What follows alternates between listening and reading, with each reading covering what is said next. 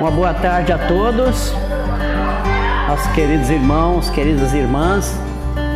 Que Deus nos ilumine, nos ampare em todas as nossas caminhadas, em todas as nossas buscas, em todos os nossos direcionamentos. Que nós estamos com a bela oportunidade de um passo à frente neste momento da nossa caminhada. Por isso nós pedimos a proteção divina, o amparo celeste nas nossas buscas e que nós saibamos aproveitar cada passo da nossa existência na busca dos valores divinos, esses valores que transformam, que redimem, que nos eleva e que nos faz conhecer melhor os ensinamentos do Mestre Jesus. Hoje coube a nós aqui uma tarefa, não é fácil, falar sobre um assunto bem difícil, porque falar sobre as mulheres do Evangelho, né? Por mais que nós quiséssemos colocar todos os detalhes de todas as mulheres que passaram pela vida e pelo momento de Jesus, seria muito impossível a gente detalhar tudo. Alguma coisinha a gente consegue através dos ensinamentos, né? Através das mensagens, através dos nossos protetores que trouxeram alguns esclarecimentos, mas é impossível falar sobre todas elas com tão pouco tempo. Vamos apenas lembrar algumas, seus feitos, sua fé, sua perseverança no bem, que transforma e que redime. Então nós começaríamos pela mulher que foi a mais, com maior destaque em toda a vida de Jesus. Aquela que foi a mãe, por assim dizer, das demais mães, das demais mulheres do Evangelho. Nós sabemos falar de Maria de Nazaré. Só que nós não vamos começar falando de Maria de Nazaré lá do tempo que ela recebeu o anjo Gabriel. Porque nós conseguimos dividir a vida da nossa querida Mãe Santíssima em 3 fases importantes. Poderíamos afirmar, inclusive, que essas 3 fases somam aproximadamente 4.000 anos. É muito tempo, né? Para nós, mas para a espiritualidade isso é pouco tempo. Para nós representa muito, mas para a espiritualidade representa quase nada. Muito que ela trouxe nesse pouco tempo para nós. E nós vamos lembrar então das visões de João. Nós vamos voltar lá no tempo o ano 95 aproximadamente, da época de Jesus, da nossa era, que foi o ano aproximado que João recebeu as visões do Apocalipse, né? Depois da passagem de Jesus pela terra, teve um período bastante tumultuado, e depois desse período, inclusive com as ações e o trabalho de Paulo, que duraram até o ano de 68, nós tivemos a partir desse período as informações que João recebeu através dos Apocalipse, que são as mensagens, né? As visões que ele viu e que são muito esclarecedoras. E nessas visões tem uma referência a Maria, mãe de Jesus. Vamos ver qual é? Esta referência foi na hora que João viu um grande sinal no céu, a saber, uma mulher vestida de sol. Aqui fala com os pés sobre a lua, né? E a cabeça com 12 estrelas, que achando-se grávida, grita com as dores do parto, sofrendo tormentas para dar à luz. Aí é o princípio, aí é o início do trabalho espiritual que foi feito aproximadamente 2.000 anos antes de Jesus, né? Antes do Mestre nascer, 2.000 anos antes, apareceram já os sinais da espiritualidade maior que se referiu aqui no Apocalipse. Porque as imagens do Apocalipse foram trazidas até a época de João. Muitas delas foram acontecimentos do passado, outras da época do próprio João, e outras se referiam aos tempos futuros, após a vinda de João. Esta imagem que ele viu de Maria referia a tempos anteriores. Nós vamos colocar então a imagem de Maria. Vou colocar primeiro a outra. Esta aí, ó. Né? Que é a imagem que, a meu ver, representa bem aquela visão que João teve no Apocalipse, de ver a Maria. Ela vestida de sol. O que significa isso? Não é? São as luzes celestiais, as luzes divinas que envolviam Maria e toda a equipe que preparava-se para a realização do nascimento do Mestre Jesus. Por isso João falou que, se fosse escrever tudo o que ele disse nos livros da terra, a terra não caberia de livros. Porque já bem antes Jesus vinha falando, escrevendo, transmitindo. Algumas coisas foram transmitidas através dos profetas, que nós vamos ver alguns detalhes. Então, Maria apareceu, a mulher vestida de sol. E quando João fala assim, com os pés sobre a lua, para mim houve ali uma interpretação um pouquinho diferente. Porque ela estava com os pés sobre a terra, né? Porque a gente longe, se você vê a terra de longe, fica parecido com a lua, né? Fica parecida, porque são próximas, são semelhantes uma da outra. E a imagem que nós temos do tamanho da lua foi o que apareceu a João naquele momento. Ela apareceu vestida de sol, que é a luz da espiritualidade superior que envolvia Maria e toda aquela equipe que vinha se aproximando da terra para o trabalho divino. E ali fala também que ela estava com uma coroa de 12 estrelas, não é isso? Olha lá para vocês verem que a imagem é bem parecida, que tem as coroas em volta, né? E são quantas que diz o Evangelho? São 12. O que significam essas coroas, né? Nós vemos que os apóstolos são 12 apóstolos, né, de Jesus, que já estavam envolvidos, comprometidos com o trabalho que o Mestre iria fazer, né? A equipe celestial.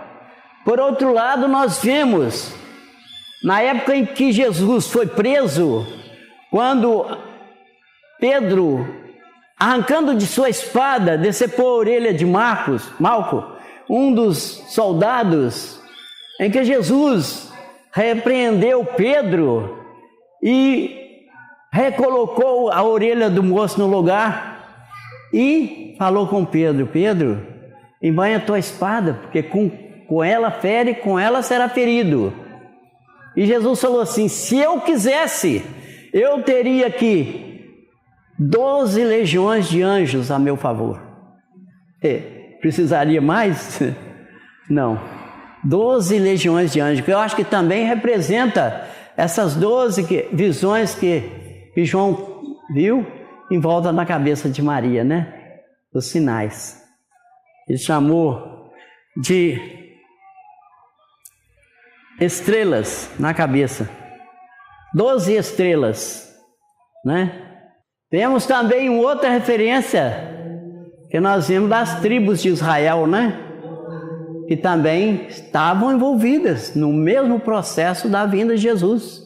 Vocês veem, já bem antes que isso aí já vinha formando um corpo espiritual, abraçando a nossa terra, abraçando os espíritos aqui comprometidos com a matéria, tanto aqueles que estavam no momento, ou a qualquer momento, no corpo físico, como nós estamos aqui, como aqueles que se encontram no mundo espiritual.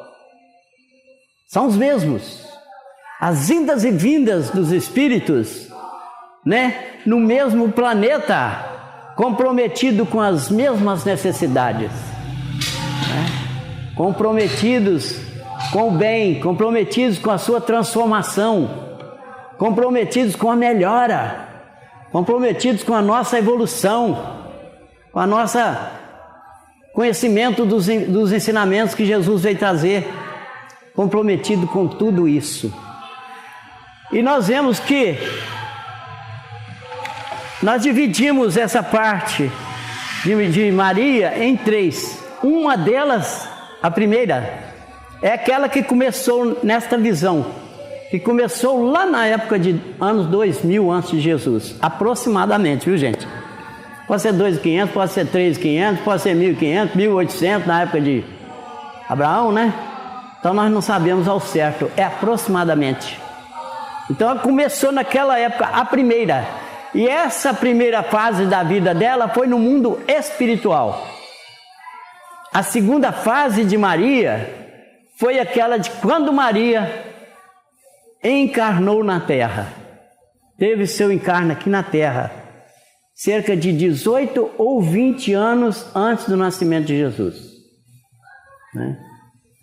Então, essa vem a segunda, que é o compromisso dela na matéria. Aquele período que Maria viveu aqui na terra, em que Maria deu à luz, em que ela acompanhou Jesus, em que ela andou por todos os lugares com ele, né, que muitos nós conhecemos. E a terceira fase, o que seria, hein? A terceira fase foi o compromisso com Maria após o desencarne de Jesus, que nós vamos ver daqui a pouco, né? Mas naquela época, da primeira fase ainda,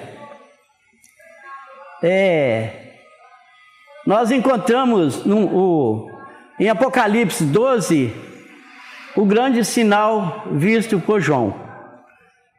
E em João 8,56, Jesus afirma assim: vosso pai Abraão viu o meu dia e regozijou-se. Abraão viveu 1.800 anos antes de Jesus, né? Se ele fala que o pai Abraão viu o dia dele, na época de Abraão, ele viu essa imagem. Que Abraão também foi um grande médium. Ele tinha contato com a espiritualidade, né? Ele recebia as informações e foi um mensageiro, um patriarca mensageiro divino também. Como foram Jacó, José, Moisés, né, Josué e outros, Isaías, Davi, né, Jeremias, Ezequiel, Daniel, né? Todos foram mensageiros que participaram dessa formação espiritual, desse conjunto que veio criar condições para que o Mestre Divino, para que a própria presença de Deus, através de Jesus, viesse entre nós, né? Será que nós merecemos tanta coisa, gente?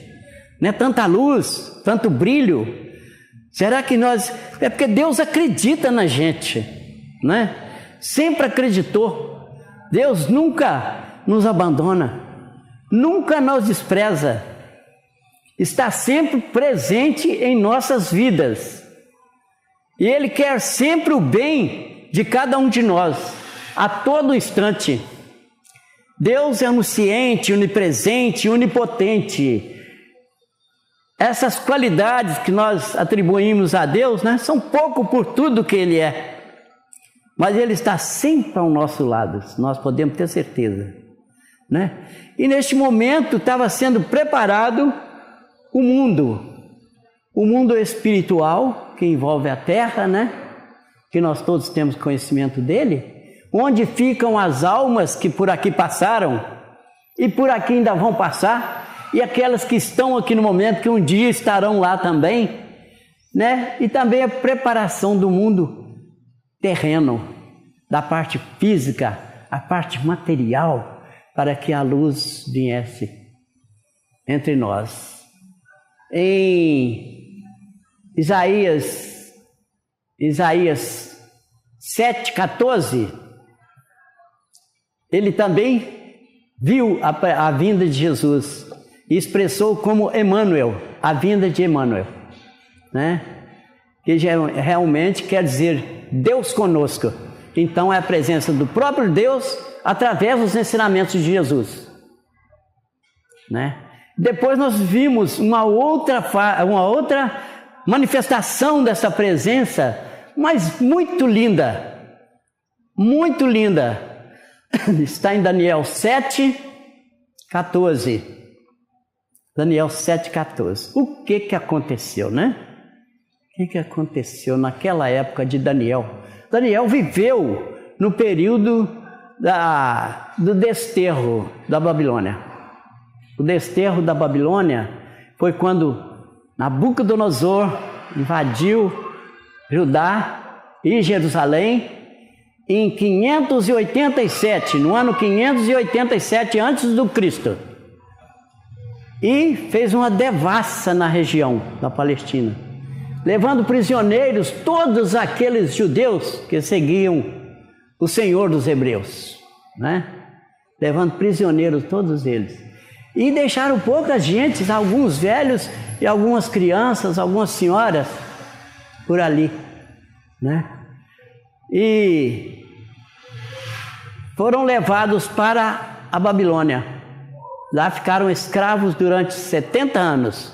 Então, em 517, houve a volta deles de novo para a Palestina, em 517. Nesse período de 517 a 500 mais ou menos, Daniel estava lá, também no meio, porque a Babilônia queria os sábios da Palestina junto deles, para poder lhes dar as informações. De fato, Daniel foi um instrumento grandioso para trazer os ensinamentos, trazer os esclarecimentos, e ele orava ao Senhor dos Hebreus, mas a oração dele ultrapassava e chegava até o Pai Supremo, e era em todas as vezes atendido por ele. Quando nós fazemos a nossa oração, gente, de coração, com o nosso pensamento firme a Deus, nos desprendendo de tudo aquilo que nos envolve na matéria, nós somos sempre ouvidos, né? E mesmo quando nós não fazemos com tanta fé, nós somos ouvidos também, né? Mas Daniel fazia isso com uma tal busca, que ele costumava ficar 2, 3 semanas sem almoço, sem janta. Ele não comia carne, né? E nem os vinhos, e nem as iguarias da mesa do rei, para poder, quando ele ia receber as mensagens divinas. E certa noite, ele recebeu o Mestre Jesus, né? Nós vamos ver isso. Mas quando Maria manifestou entre os homens, através dessa luz que João viu, dessa imagem maravilhosa, né? Que já viu Maria aproximando da terra, com toda a milícia celestial, houve um que se opôs a isso. Vocês sabem qual? A espiritualidade do mal. A espiritualidade que não queria a presença do bem. A espiritualidade que não queria a presença do amor. A espiritualidade que não queria Jesus, que não queria que Deus fosse manifestado entre os homens. Ele sabia que Deus existia, mas não queria que essa verdade viesse entre os homens. Por isso, esse grupo de espíritos revoltados, eles formaram uma estrutura espiritual para combater. E tentou combater o nascimento de Jesus. E aqui no próprio Evangelho fala do dragão. O dragão era essa estrutura espiritual. A sua cauda arrastou para a terra as estrelas do céu. Por quê? Porque quando começou os hebreus, né, naquela época de Abraão, 1800 antes de Jesus, quando os hebreus começaram ali receber as informações do Senhor dos Hebreus, o Senhor dos Hebreus prometeu a Abraão: eu multiplicarei a sua descendência assim como a areia do mar, né? A sua descendência vai ser muito grande na terra. E começou a mandar os espíritos para a terra.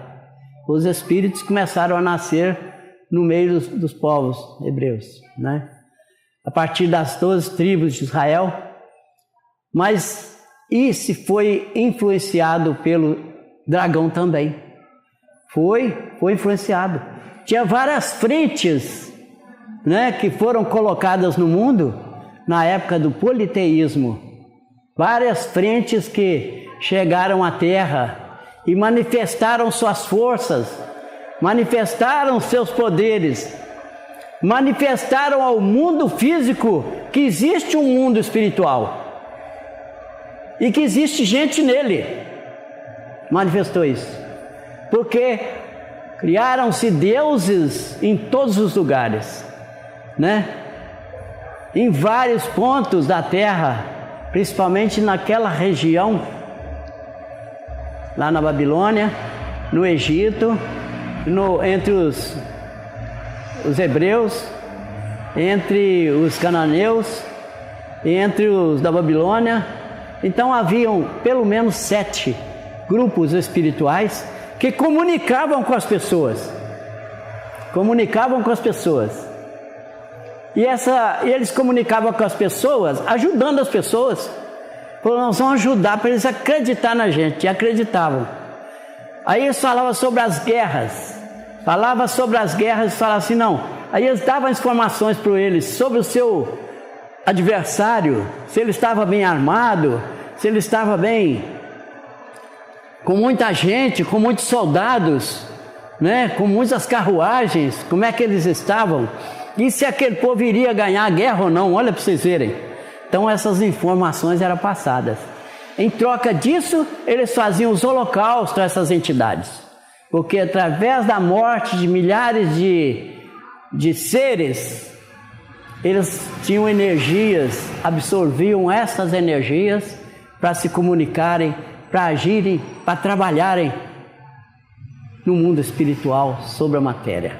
Isso tudo, gente, é um trabalho que foi feito paralelo com o que viria através de Jesus, na intenção de quando Jesus chegar já tem um outro patamar pronto, né?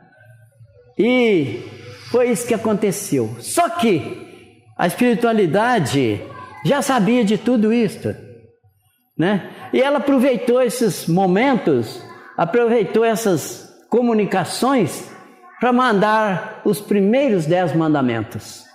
Eles diziam assim, não matarás, é o 6º deles, né? Não matarás. Eles continuaram matando.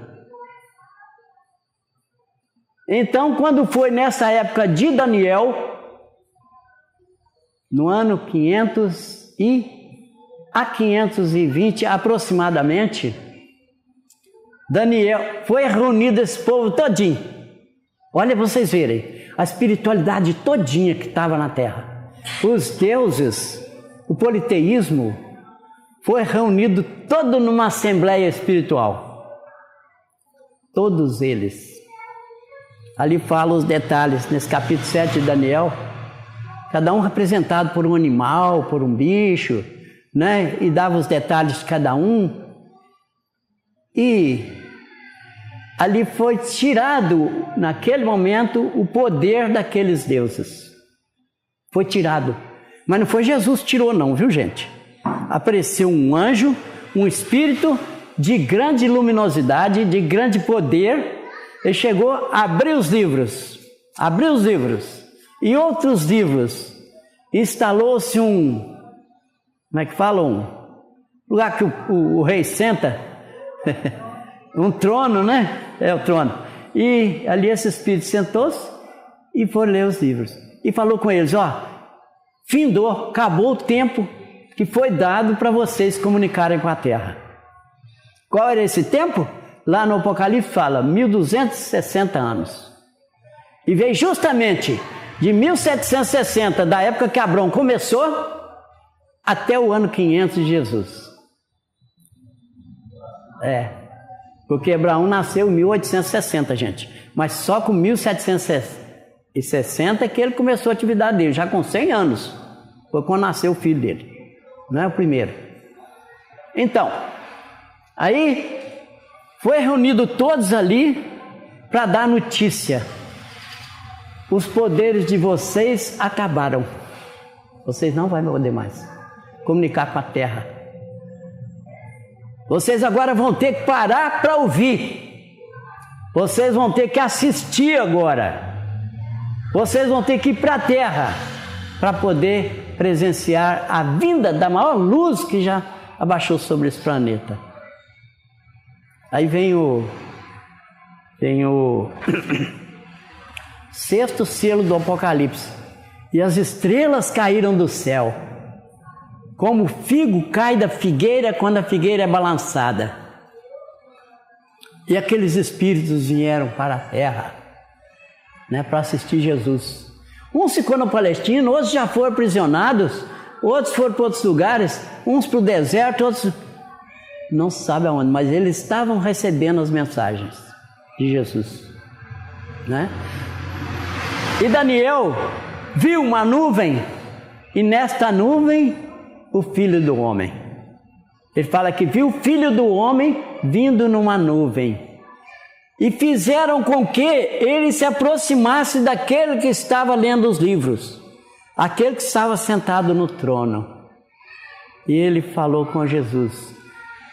Transferiu a Jesus todo o poder que tinha sobre a terra. Transferiu a Jesus o direito que ele tinha de nascer entre os homens. Transferiu a Jesus o que eles achavam que era deles. O comando sobre a terra.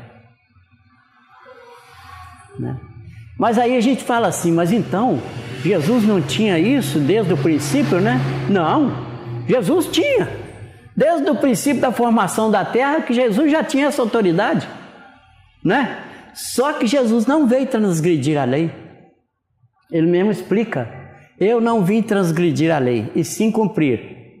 Então foi preciso, daquele momento, ser avisado para as entidades espirituais que o momento era chegado e que findou o tempo deles agirem e que agora a história era outra, A história era outra e que o poder passaria a Jesus. Quer dizer, ele passou oficialmente o poder a Jesus. Jesus chegou assim, por acaso, nasceu, não. Os poderes são passados a Jesus. Agora você que vai atuar. Vocês podem ver que aqui mesmo, nesse livro que fala sobre as mulheres do Evangelho, está dizendo que do ano 400 para cá não teve mais profecia, não. Teve poucas profecias do ano 400 antes de Jesus. Mesmo assim, eles não recebiam mais o Senhor dos Hebreus. Eles só falavam por o Espírito representando o Senhor dos Hebreus, é que falava. Nos Evangelhos tem isso. Então, aqueles espíritos vieram para a terra, mas perseguiram Maria, até mesmo antes de Jesus nascer. Aí, findou a primeira parte, com essa vinda desses espíritos para a terra, viu, gente? E nós estamos falando isso, que estamos entrando um pouquinho já no estudo apocalíptico, Que essas estrelas caídas do céu ocorreu naquela época para vir presenciar a presença de Jesus na terra. Vocês vão parar para ouvir. Vocês vão parar para assistir. Quem não puder assistir vai ser preso. Não é prisão de cadeia não, mas é a prisão espiritual de umas condições que eles não podiam agir, Então, nós vemos até uma parte falar assim, tu grande estrela, como caíste das maiores alturas, que era a espiritualidade que agia sobre a Babilônia, Como caíste das alturas, chama de Lúcifer, De luz, o grande espírito que tentou crescer até ser igual a Deus. Quer dizer, que ele sabia que tinha Deus, sabia que existia um Pai Supremo, senão ele não ia querer crescer até chegar. Mas nós não estamos contando essa história, né? Nós estamos falando sobre as mulheres. Agora nós vamos ver o que é que... Como é que foi? O próximo passo. Opa! Desculpa. Aqui. Maria, mãe de Jesus. Aí chegou aquele momento, né? Da humanidade. É um momento tão precioso e tão importante que mudou o calendário. Vocês podem ver que eu há pouco falei, 1800 anos antes de Jesus, 587 antes de Jesus, 520 antes de Jesus. Agora não, chegou a hora de zerar. Zerou o calendário. Aquele calendário anterior, as coisas do passado ficaram naquele calendário anterior. As coisas que iam ser registradas dali para frente começariam de zero, na vinda de Jesus. Quem foi Maria? Ali fala, Maria foi Miriam, né? O nome de origem hebraica significa Senhora da Luz, filha de Joaquim, Eli e Ana. Joaquim, né? Eli e Ana. Nascida 18 ou 20 anos antes do Cristo em Nazaré, na Galileia. Durante a infância viveu em Nazaré. Possivelmente casou-se aos 14 anos, né? Com o carpinteiro José da tribo de Davi. É interessante que a gente vê que José também, ele não aparece, mas era filho de Jacó. Jacó, o pai de José, chamava Jacó. Será que é coincidência, né? O Jacó, pai de José do Egito, e agora o Jacó, pai de José, esposo de Maria, né? Então essa espiritualidade vem revezando no mundo espiritual e na matéria, condicionando, né, para que a luz do Mestre viesse entre nós. E foi Maria agraciada para receber, e José, aquela alma divina, né, o Espírito de Jesus. Ela já estava, parece, com 6 meses, e o anjo apareceu para ela e falou com ela. Quem foi o anjo? Gabriel, muito bem, né? Que quer dizer mensageiro de Deus. O anjo Gabriel apareceu para Maria. Maria, você vai dar à luz a um filho, varão, a que lhe colocará o nome de Jesus, porque ele salvará a humanidade, ele salvará o povo hebreu, ele salvará todos aqueles que encarnam e desencarnam na terra.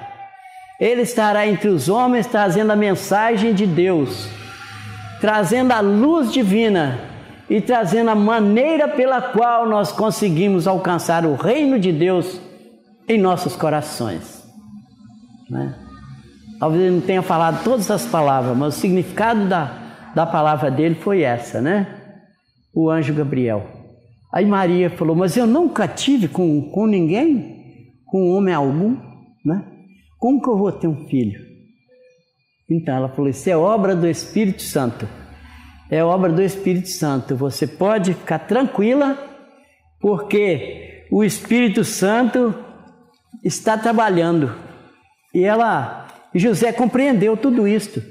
Ele também era um espírito adiantado, espírito enviado, né?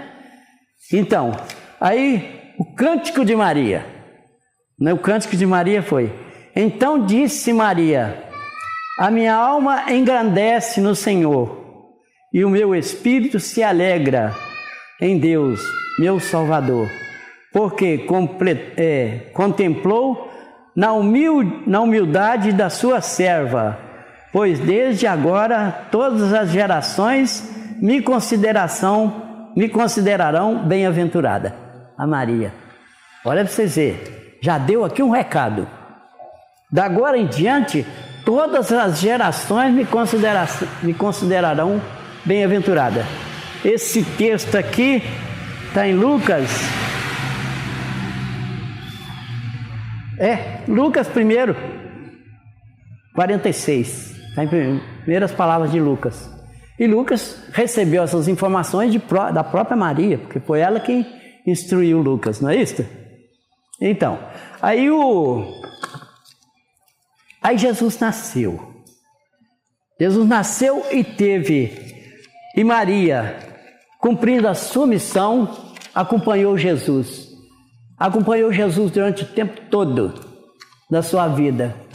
Ela não perdia os passos do Mestre, não. Ela, em várias ocasiões, esteve junto dele. Nós vemos aqui no livro, eu acho que eu desmarquei. Vou ver o que eu acho. Mas não vai muito ao caso. Ela acompanhou Jesus em todos os lugares. Vocês podem ver que com 12 anos ela estava lá na igreja, onde Jesus estava pregando para os doutores da lei. Vocês veem o adiantamento espiritual daquela criança, né? E Maria, incomodada, foi lá porque era a época da Páscoa. Então, e muita gente, eles caminhavam de volta para a casa de Maria, né? E quando era falta de Jesus, e Maria retornou lá para saber onde ele estava. Depois, nas bodas de Caná, que foi o primeiro milagre que Jesus fez, Maria também estava, né, junto dele. E ela sabia que daquela criança vinha a luz divina, vinha a luz de Deus, porque o anjo já tinha avisado para Maria, né, quando ela foi visitar Isabel. Até a Edilane falou sobre isso aqui, né, Edilane? Quando você falou sobre no Dia Internacional das Mulheres, não foi? O anjo falou, já tinha avisado para ela que aquela criança estava predestinada a transformar o mundo, né? E que ela seria atravessada por uma lança, e que isso causava uma dor muito grande, mas era necessário que tudo isso acontecesse, né? E Maria acompanhou Jesus nas bodas de Caná, acompanhou em todos os lugares que Jesus esteve, junto com as demais mulheres que acompanhavam Jesus também, né? Suas seguidoras, não eram só os 12 apóstolos não, viu? Eu acho que tinha mais mulher do que homem, mas com certeza os 12 apóstolos também estavam ali, né? Cumprindo as suas missões, ajudando, servindo. E foi até o Calvário. Maria estava lá também, né? E às vezes nós queremos, neste momento, julgar um pouco os apóstolos, mas nós não podemos fazer isso, porque os apóstolos, depois de Jesus, eram os mais perseguidos. Depois de Jesus, eles queriam os apóstolos que estavam ao lado dele, porque eles pensavam assim: nós cortamos a árvore, mas ficou as raízes. Quem sabe essas raízes podem ainda crescer algum ramo e querer voltar ao cristianismo. Então eles eram muito perseguidos. Já as mulheres não tinham essa perseguição tanta, tanto é que várias delas estavam no momento do Calvário, no momento em que Jesus foi crucificado, né? Apenas João, mas nós temos outros também, José de Arimateia, que estava ali presente, Simeão, que ajudou a carregar a cruz, né? E outros que estavam ali também nesse momento da crucificação de Jesus. Aí nós vemos termina ali naquele momento, gente, a segunda fase da missão grandiosa de Maria.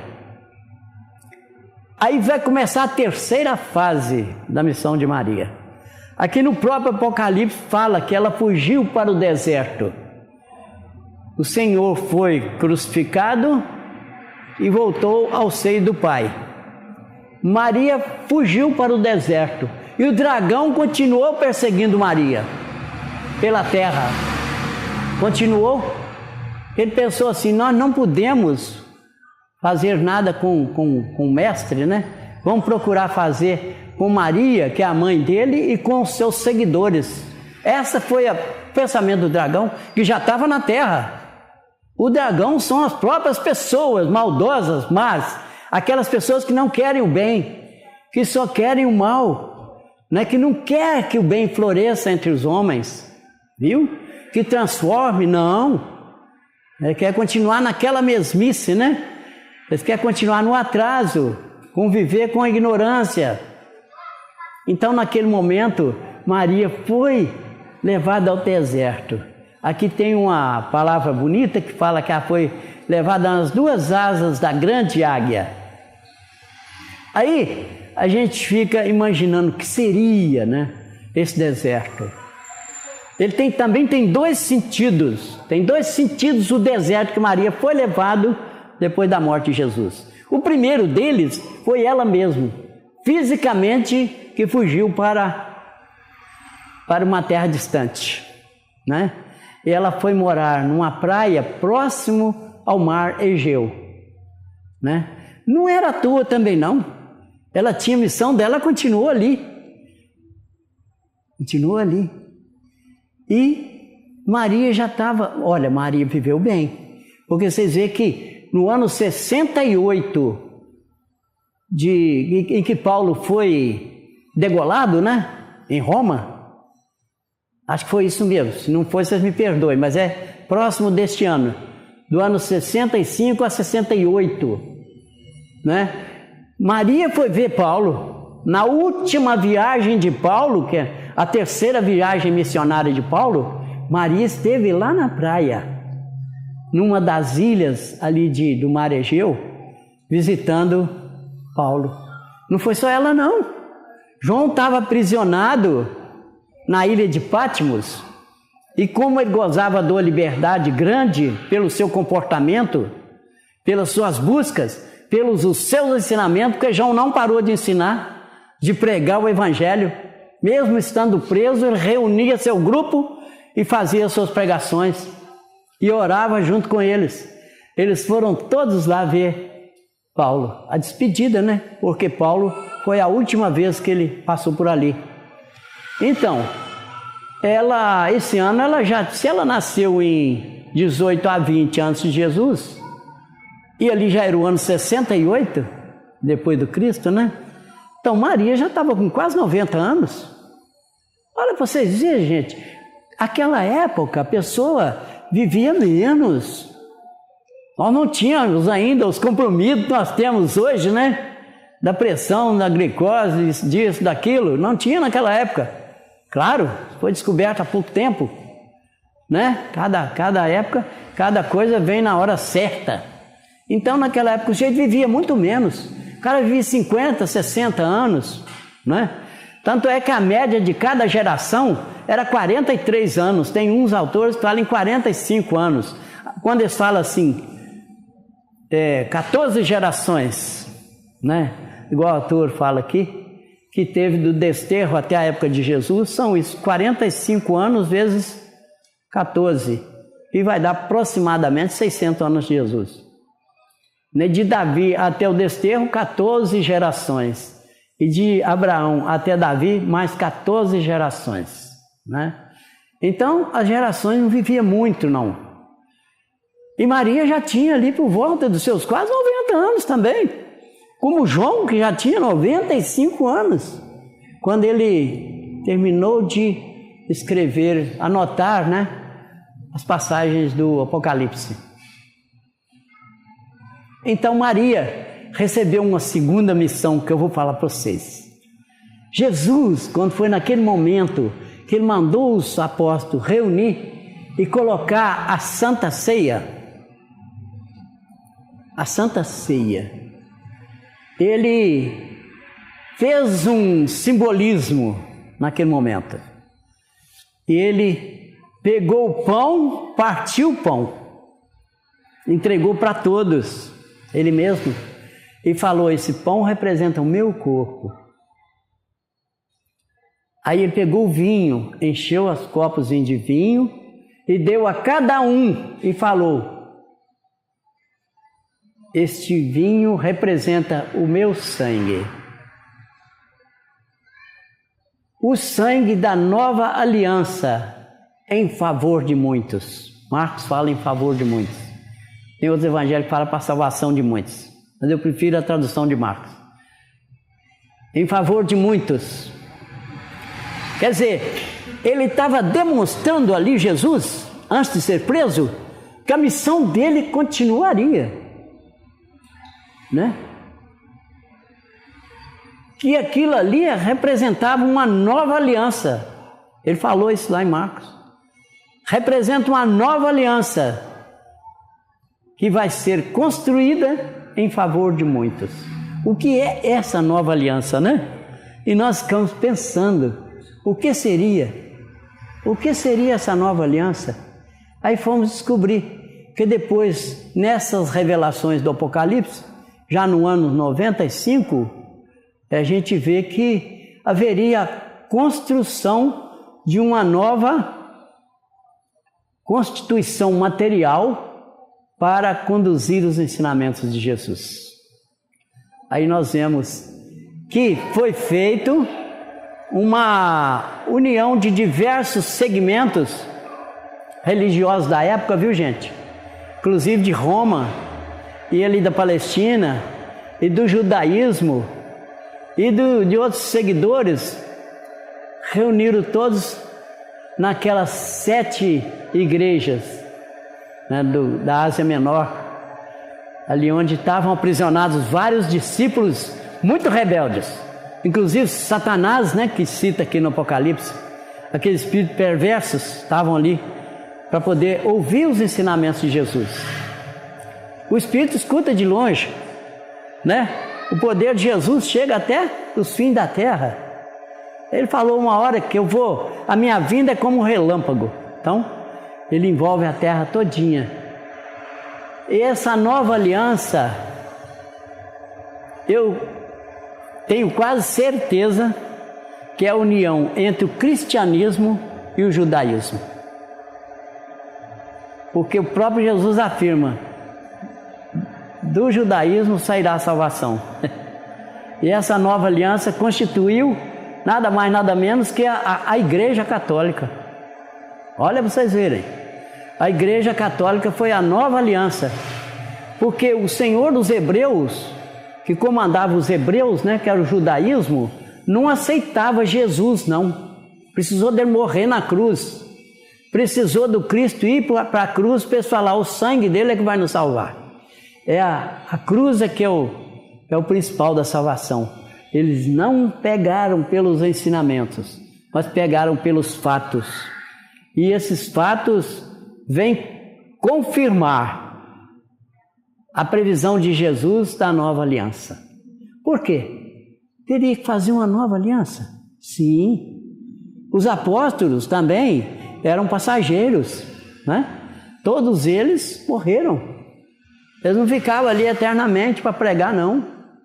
Os apóstolos, muitos, a maioria deles foi degolados, decapitados, julgados de despenhadeiro, né? E tal. Mas os ensinamentos que eles deixaram anotados teriam que continuar. E como que ia continuar? Tinha que ter alguém para fazer isso, não tinha? Eu estou crendo que essa união entre o judaísmo e catolicismo, que logo em seguida foram catalogar as anotações, pegaram as anotações de Pedro, de Marcos, do Velho Testamento, e escolheram as anotações que deveriam compor a Bíblia, né?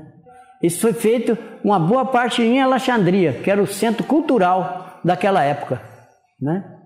Algumas coisas foram tiradas, mas a maioria, e o mais importante, que é os ensinamentos de Jesus, foi levado. Então, constituíram, né? Iniciou-se por volta do ano 337 a 500 depois do Cristo, o catolicismo, que é aquela que ia transportar os ensinamentos de Jesus e que desde o princípio está lendo esses ensinamentos para o povo, né? Quando não era em português, mas era em latim, era em outras línguas, e o ensinamento foi tomando pé e foi chegando até nós, gente. Senão não chegaria, né? É igual uma coisa que estiver lá no meio do mar. Para você tem que esperar na praia até aquilo chegar até a gente. O mar vai empurrando, vai empurrando, vai empurrando, até aquilo ali está no nosso alcance. Teve essa função. E Maria, no mundo espiritual, foi ser a mãe deste grupo que se propôs a conduzir os ensinamentos do Mestre Jesus, né? E ela teve uma função muito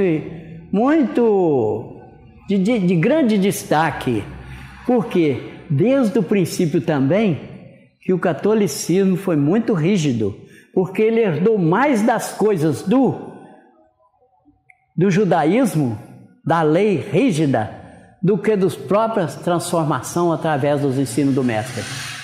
Então, a igreja conduziu isso aí, mas com grande rigor, que desde o princípio, a gente vê falar naquele período de 1400, como é que chama?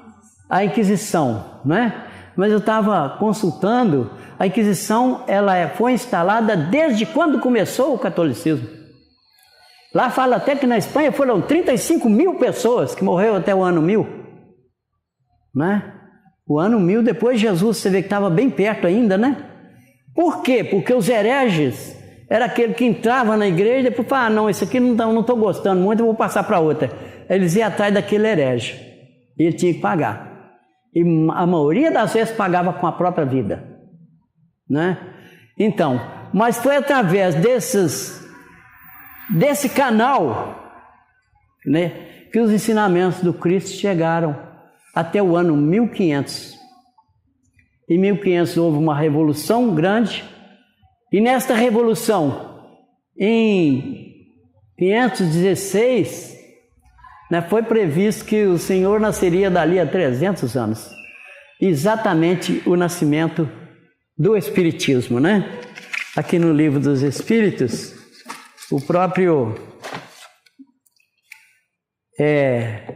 Espírito da Verdade, chegaram os tempos em que as ideias morais devem desenvolver-se para realizar os progressos que estão nos planos de Deus.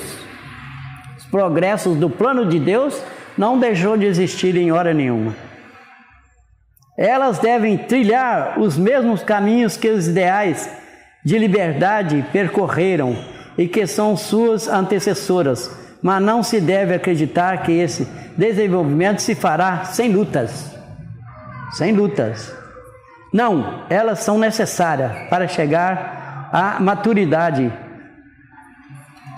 Os abalos, as discussões devem atrair atenções do povo. Uma vez despertada a atenção, a beleza e a elevação moral impressionarão as mentes e as pessoas se ligarão a uma ciência que lhe fornecerá a chave da vida futura e lhes abrirá as portas da felicidade eterna. Está vendo? É o Espírito da Verdade falando. Então cumpriu, a igreja cumpriu sua missão, também determinada. Lá no próprio Apocalipse fala que é de 1260 anos também. Foi 1260 anos antes e 1260 depois, que dá mais ou menos no final do ano 1760 da nossa era, né? Para depois vir o Espiritismo. Eu acredito que Maria atualmente esteja trabalhando em função de todos os espíritas, em função de toda a humanidade, mas em favor de todos os católicos, em favor de todos os cristãos que buscam de coração a transformação divina, né? Aí, essa segunda foi a segunda missão de Maria. Ela ainda está entre nós, né? Graças a Deus, manteve de pé a chama, porque através dela, né, que os católicos puderam crer, né? Foi através dessa imagem maravilhosa de Maria, né, que foi até recolhida. Deixa eu ver aqui. É aqui que eu tenho que bater, né? Essa imagem foi tirada também de umas imagens do... Agora, gente, é o que eu falei. É muito difícil a gente falar sobre todas as mulheres, né? O tempo já esgotou. Aí tem essa aqui, Maria de Magdala. Maravilha, gente. Gente, cada um de nós tem uma história, viu? Tomara que a nossa história seja registrada com valores, igual foram dessas mulheres do Evangelho. Tomara que as nossas histórias tragam luzes na nossa caminhada, né? Que as nossas histórias tragam transformações na nossa maneira de agir, na nossa maneira de ser. E isso é que importa, tá? Eu não sou capaz de mudar ninguém. A única pessoa que eu posso mudar é a mim mesmo. E tenho a maior dificuldade de fazer isso. Né? Mas é preciso fazer. É preciso fazer. Essa mulher aqui era riquíssima, tá? Ali no livro aqui do... Como é que chama o rapaz aqui? É o Robson Pinheiro, né? Tá falando que de algumas partes de Jerusalém você viu o palácio dela, né? Era riquíssima. E ela gostava dos prazeres da matéria, porque tinha suas joias, tinha seus colares, tinha suas roupas, tinha seu palácio, tinha as suas servas, muitas servas. E por a casa dela passava aqueles grandes que vinham de Roma. Quando se viam longe dos seus lares, eles preferiam as aventuras da vida, do mundo, né? E vocês sabem que Maria buscava esses prazeres, não só ela, mas outros que andavam com ela também, porque é aquela busca que a pessoa ainda não descobriu qual é, tá? Igualzinho eu falo assim, até o vício também é uma busca que a pessoa não descobriu direito o que ela quer. O dia que ela descobrir, ela vende vende todo o terreno que ela tem e compra aquela pedra preciosa, na parábola de Jesus, né? Então, a Maria de Magdala, que é Maria Madalena, né? Ela tinha todo esse prazer, porque ela buscava alguma coisa que ela não achava ainda a resposta. Então ela falava assim, eu vou fazer o que eu sei fazer, o que eu gosto de fazer. Eu vou fazer isso para ver se eu encontro a minha felicidade. Então muitos de nós procuramos encontrar as nossas felicidades nos valores da matéria. Concordam? Sim ou não? Aí, nós procuramos encontrar nossas felicidades nos valores passageiros, nos valores que perecem, tá? Muitos de nós. Se nós não vivemos essa situação ainda, estamos vivendo ainda no momento, né? Então Maria tinha uma sede interior, né? A sua felicidade não se contentava com aquilo que ela tinha, né? E um dia apareceu lá uma pessoa lá, um persa, um senhor já de idade, falou com Maria. Ah, não falou com ela não. Ela estava ouvindo ela conversar com a serva dela. E ele falava de Jesus, né? Ele falava. E essa serva ouvindo ele falar de Jesus, a Maria ficou antenada. Quem é esse que ele está falando aí? Que é tão... parece diferente dos outros, né?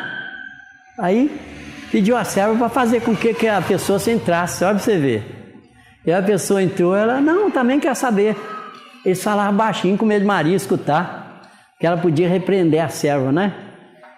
Maria de Magdala, viu, gente? A Maria, mãe de Jesus, nós encerramos a terceira fase, né? Dela, que continua na quarta agora. Aí ela interessou por Jesus, né? Eu quero conhecer essa pessoa. Quer? Uai, eu posso te levar lá? Não é muito perto não, mas dá para caminhar até lá. É mesmo? É. Aí ela foi com ele lá em Cafarnaum, né? Para poder conhecer Jesus. E lá ela conheceu o Mestre. O Jesus falou com ela, os homens te procuram porque querem você.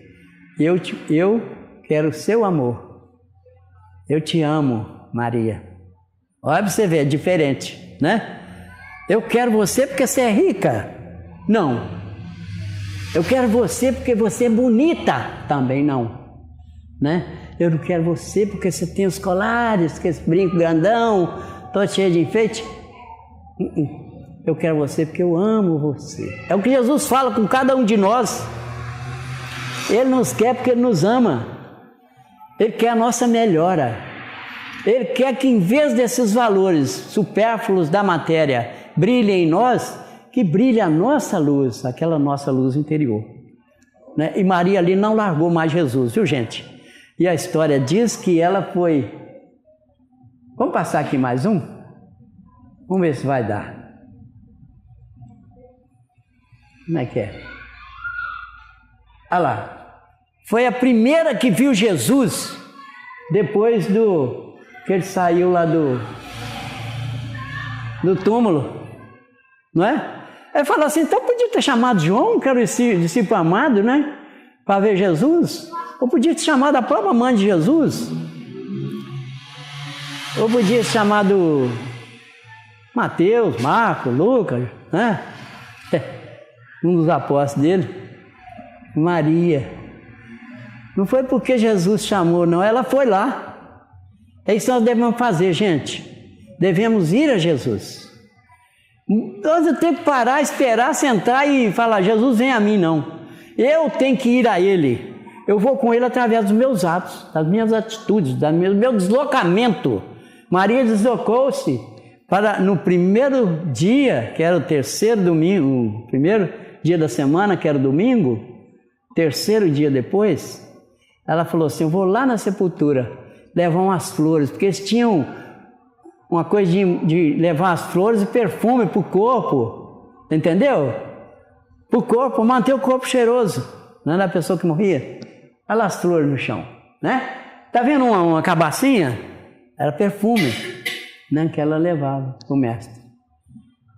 Foi Maria, a outra Maria, mãe de Tiago e José, e Joana, né, esposa de Zebedeu. Foram ao túmulo, as três. Chegaram lá, não viram nada, o túmulo estava aberto. Meu Deus do céu, vocês viram alguma coisa? Não. O Senhor não está aqui mais, diz o anjo, né? Aí elas, sabe o que fala? Ela sentou, olha lá ela sentada. Ela sentou à beira do caminho. Eles fizeram o quadro ali muito realista. Ela sentou à beira do caminho para quê, Maria? Assim, por que sentou? Chorar, minha filha. Ela estava triste porque não viu Jesus. Ai, Maria chorou, né? Não só ela, mas as outras também choraram, né? Porque Jesus não estava ali. Já pensou se a gente procurar Jesus? Não, Jesus não está. Como é que eu faço, hein? Se o Jesus na minha vida é uma constante. E se eu procurar e não achar? Como é que eu vou fazer, gente? Aí ela ficou chorando. Jesus apareceu para ela. Olha lá. Ela quis beijar os pés dele. Não, eu ainda não fui ao Pai. Olha para você ver, estava tão recente a vinda de Jesus, né? Que Maria, sabe o que ela fez dali? Jesus afastou, ela saiu correndo para avisar os outros, né? Não, nós vamos lá ver também. Saíram dois para lá. Pedro e João. Foram lá correndo para visitar também o túmulo de Jesus, né? Então a Maria teve essa passagem muito importante. E depois também nasceu mais duas vezes com Maria de Ávila, né? Teresa de Ávila. Grande trabalhadora na seara do Cristo. E Teresa Calcutá. Não é isso, Pedrão? Confirma para nós. Também trabalhava gente do lado dos pobres, dos mendigos. E também na vida dela ali com Jesus, ela trabalhou depois que Jesus partiu ao lado dos leprosos, servindo, amparando, amando. Morreu leprosa no meio dos leprosos. Largou o palacete, largou a vida de luxo para viver no meio dos necessitados, né? Aí estava a luz divina estava com ela. Ela brilhava mais de quando ela estava no palácio, não é isso? Vamos ver mais uma? Mas é rapidinho, porque nós vamos só passar Olha lá, Jesus e a mulher samaritana. Jesus chegava pertinho do lago onde Jacó construiu o poço para eles beberem água. E Jesus com os apóstolos. A mulher vinha também de Samaria para poder, com seu cântaro, olha lá o cântaro, está lá? Tá, no ombro assim, igual a Cristina quando era pequena, né, bem? Você fez essa representação, não foi? Na igreja. Aí Maria com o cântaro para buscar água também. Aí Os apóstolos saíram, foram para a igreja, foram para a cidade comprar alimento. E Jesus continuou andando. Chegou perto dela. Mulher, me dá dessa água. Como você me pede água sendo você um judeu e eu sou samaritana?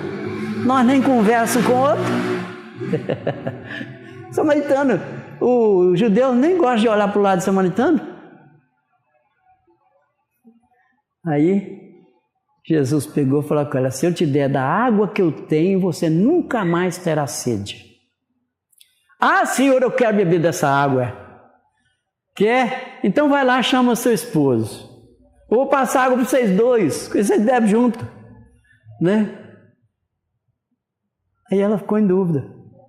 Jesus falou: eu sei que você está em dúvida, porque você já teve 5 maridos, e o último não é seu marido. O último está com você, nem é seu marido. A mulher assustou. Falou: gente, como é que ele sabe da minha vida assim? E acreditou em Jesus. Houve uma transformação na vida dela. Houve uma mudança de atitude na vida desta mulher samaritana. E Jesus usou esse momento, sabe para quê? Levar luz no meio dos samaritanos. Porque ela foi lá e propagou os ensinamentos de Jesus. Eu encontrei o Mestre, aquele que fala tudo da minha vida sem precisar de eu abrir a boca. Contou tudo de mim. Jesus deve ter falado muito mais coisa, né, gente? Eles que não escreveram tudo. Mas deve ter conversado com ela por horas. Porque dali na cidade não era perto. Os apóstolos até chegar lá e voltar de novo, chegaram esse cara assim, ó. Olha lá, Jesus conversando com a samaritana. Quem já viu isso? Mas não perguntaram nada, por causa da moral de Jesus. Né? Sabia que se ele estava com a samaritana, como estava com a prostituta, como estava com Maria de Madalena, ele estava com a moral lá em cima, superior, elevada, sem nenhuma segunda intenção, claro. Né? Ali, a viúva de Naim, sabe o que era? Um lugar que chamava Naim. E essa mulher foi abandonada pelo marido, ficou com um filho. O filho dela já era rapazinho e ela passava muita dificuldade, né, na vida dela. Tinha que trabalhar muito nas casas das pessoas para poder, igual uma diarista, né? Para poder receber um dinheirinho e cuidar daquele único filho que ela tinha. Só que o filho dela um dia morreu. Olha lá ele no caixão.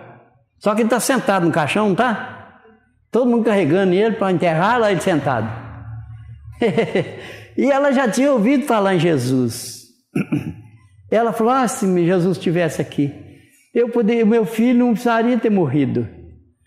Mas ela tinha essa fé em Jesus, mas nunca tinha encontrado com ele. Nunca. Aí, eles falaram: tem que enterrar seu filho, você não vai ficar esperando Jesus a vida inteira. Já passou da hora e na lei tinha uma hora, igual nós temos hoje.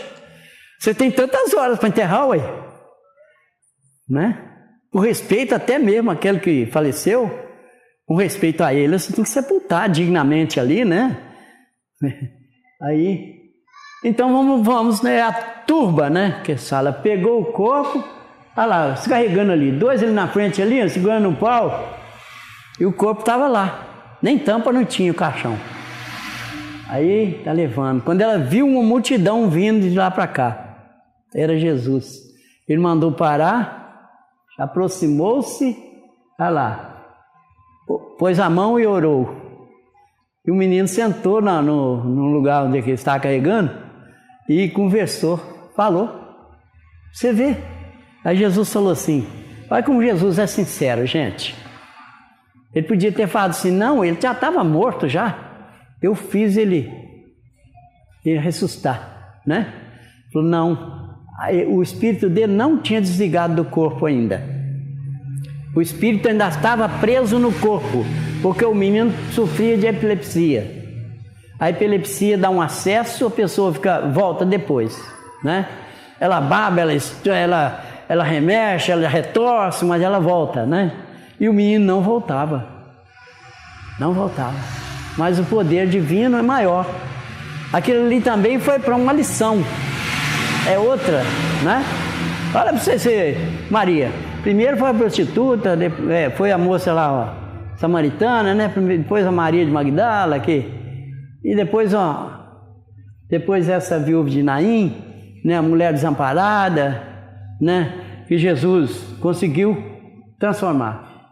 Esse aqui, Marta e Maria lá. Marta e Maria foram as irmãs de Lázaro, tá? As irmãs de Lázaro, naquele momento ali, é uma passagem bíblica em que Jesus estava pregando e uma delas assistindo, ouvindo a pregação de Jesus. Não é isso? Jesus falava e ela prestava atenção, olha lá. Estava até sentada no chão. E a outra reclamando lá com a mão, com a bacia cheia de batata para descascar, né? Falando assim, ô Senhor, fala com ela, pelo amor de Deus, né? Poder me ajudar, olha, como é que nós vamos fazer o almoço? Né? Jesus falou assim, Marta, Maria escolheu, como é que é? Maria, falou com uma delas, né? Essa escolheu a melhor parte. Maria escolheu a melhor parte. A melhor parte é essa, viu, gente? De toda a nossa vida, de toda a nossa sustentação material, da nossa roupa, do nosso luxo, das nossas buscas, da nossa vaidade. Nós temos que combater o orgulho, combater a nossa vaidade, combater o nosso luxo, combater as nossas prepotências, que nós queremos ser o tal toda hora, né?